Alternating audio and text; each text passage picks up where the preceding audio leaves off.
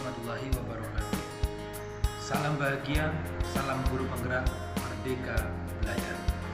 Baik, dalam sesi kali ini saya Adi Kurniawan, CGP Angkatan 2 dari Kabupaten Lampung Tengah, tepatnya dari SMA Negeri 1 Seputi Surabaya. Dalam sesi kali ini sedikit akan saya sampaikan terkait dengan koneksi antar materi dalam modul 2.3. Untuk modul 2 ini, di awal kita membahas terkait dengan pembelajaran berdiferensiasi, yaitu modul 2.1. Kemudian modul 2.2 kita belajar terkait dengan kompetensi sosial emosional, dan modul 2.3 kita berbicara atau membahas terkait dengan materi coaching. Terkait dengan materi 2.1, pembelajaran berdiferensiasi yaitu merupakan suatu proses usaha seorang pendidik dalam memahami kondisi belajar siswa dalam setiap individunya.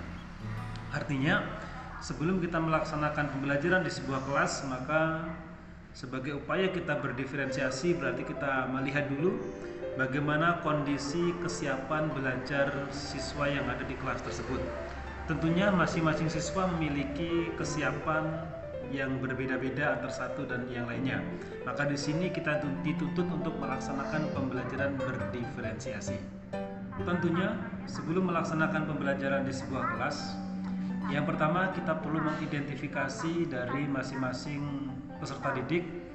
Setelah kita melakukan identifikasi, maka baru kita membuat strategi yang tepat dalam melaksanakan proses pembelajaran sesuai dengan kondisi siswa. Dan tentunya yang terakhir, kita baru melaksanakan rencana pembelajaran sesuai dengan kebutuhan siswa dalam proses identifikasi tersebut. Selanjutnya, salah satu ciri khas bahwa pembelajaran tersebut merupakan pembelajaran berdiferensiasi adalah adanya pemetaan terkait dengan 3 aspek. Yang pertama terkait dengan kesiapan belajar siswa, kemudian terkait dengan minat belajar siswa, dan terkait dengan profil siswa tersebut. Kemudian diterapkan pula 3 strategi pembelajaran, yaitu yang pertama pembelajaran diferensiasi konten, kemudian diferensiasi proses, dan diferensiasi produk. Selanjutnya terkait dengan modul 2.2 yaitu kompetensi sosial emosional atau disebut dengan KSE. Yang mana di sini ada 5 kompetensi yang setidaknya harus dimiliki. Yang pertama kesadaran diri, kemudian kesadaran sosial, kemudian manajemen diri atau kontrol diri atau pengendalian diri, kemudian kemampuan membangun jaringan atau relasi, dan pengambilan keputusan yang bertanggung jawab. Tentunya kaitan dengan kesadaran diri atau pengenalan diri, kita dituntut untuk paham benar terkait dengan dirinya, kemudian siapa dirinya, kemudian memahami baik secara zahir maupun batin terkait dengan dirinya. Kemudian kesadaran sosial, dia harus paham bahwasanya hidup tidak hanya sendiri, dia hidup di tengah-tengah orang banyak, juga perlu memperhatikan aspek-aspek yang akan terjadi atau dampak yang akan terjadi saat dia melakukan sesuatu. Kemudian kemampuan membangun jaringan juga itu sangat dibutuhkan, di mana setiap manusia pasti akan melakukan proses berinteraksi dengan satu sama lain. Kemampuan kemudian membuat sebuah kelompok atau masuk dalam sebuah kelompok dan bisa diterima dalam kelompok tersebut, itu tentunya sangat dibutuhkan komunikasi yang baik atau daya lenting yang positif dalam dirinya. Kemudian juga dia harus mampu menjadi manusia yang bisa mengontrol dirinya, emosinya, kemudian gerak-geriknya dalam sebuah masyarakat atau sebuah lingkungan atau sebuah komunitas terkecil, yaitu dalam sebuah kelompok. Dia harus mampu untuk mengendalikan dirinya agar tidak terjerumus kepada sesuatu yang negatif. Kemudian terkait dengan kompetensi yang terakhir yaitu pengambilan keputusan yang bertanggung jawab. Di sini artinya Setelah kita mengenali diri, kita tahu bahwa kita hidup di tengah-tengah masyarakat, kita bisa membangun jaringan. Kemudian setiap kita melakukan sebuah tindakan, tentunya tindakan itu suatu tindakan yang positif yang mampu kita pertanggungjawabkan, baik pertanggungjawaban dunia dan juga maupun pertanggungjawaban akhirat. Itu 5 kompetensi itu memang harus kita miliki kaitan dengan KSE atau kompetensi sosial dan emosional. Kemudian masuk di modul 2.3. Dalam modul 2 ini di mana kita masuk dalam materi coaching. Di situ ada coach, ada coachee, dan juga sebenarnya ada seorang pengamat. Namun di sini kita akan fokus sebagai seorang coach dan juga sebagai seorang coachee. Dalam dunia nyata sebenarnya baik disadari maupun tidak disadari kita banyak masuk dalam coaching. Terkadang kita sebagai coach dan juga terkadang kita sebagai seorang coachee. Mungkin fokus dalam materi ini kita memposisikan diri kita sebagai seorang coach, yang mana coachee bisa jadi rekan sejawat kita, juga bisa jadi peserta didik kita atau siswa kita. Yang pertama yang harus dipahami benar bahwa sebagai seorang coach kita setidaknya harus memiliki beberapa kompetensi. Yang pertama, kita harus mampu menjadi seorang yang mampu berkomunikasi yang baik atau disebut dengan komunikasi asertif. Bukan sebagai komunikator yang progresif atau juga sebagai komunikator yang pasif. Kita harus bisa menempatkan diri sebagai orang yang mampu menjalin komunikasi di mana ada imbal balik. Kita tidak fokus atau tidak menjadi orang yang menguasai sebuah pembicaraan, atau kita juga tidak sebagai orang yang hanya diam saja. Maka kita harus menjadi seorang komunikator yang asertif, yang terkadang kita juga menyampaikan sebuah inspirasi, sebuah ide, pemahaman, dan juga kita harus mendengar juga pemahaman yang disampaikan oleh orang lain. Ini disebut dengan komunikasi asertif. Kita juga dituntut menjadi orang yang memiliki kemampuan untuk bertanya yang efektif. Jadi apa yang kita tanyakan, apa yang kita ingin tahu untuk hal-hal yang mungkin untuk menggali sebuah informasi, setidaknya kita mampu membuat pertanyaan-pertanyaan yang efektif dan tepat pada sasarannya. Kemudian selain itu kita juga harus menjadi seorang pendengar yang aktif. Artinya, mendengar di sini terkadang sesuatu yang sederhana yang hanya melibatkan telinga saja.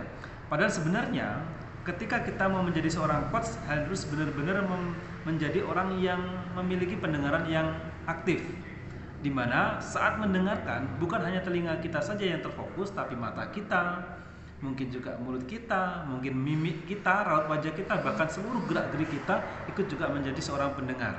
Sehingga orang yang memberikan informasi seolah-olah benar-benar mendapatkan perhatian penuh dari kita sebagai seorang yang mendengarkan informasi yang diberikan itu. Ini sederhana, tapi terkadang ini jikalau kita tidak mendalami, maka kita akan menjadi pendengar yang tidak disukai oleh orang yang memberikan informasi. Kemudian yang gak kalah penting, kita juga harus memiliki kemampuan untuk memberikan umpan balik yang positif atau yang baik.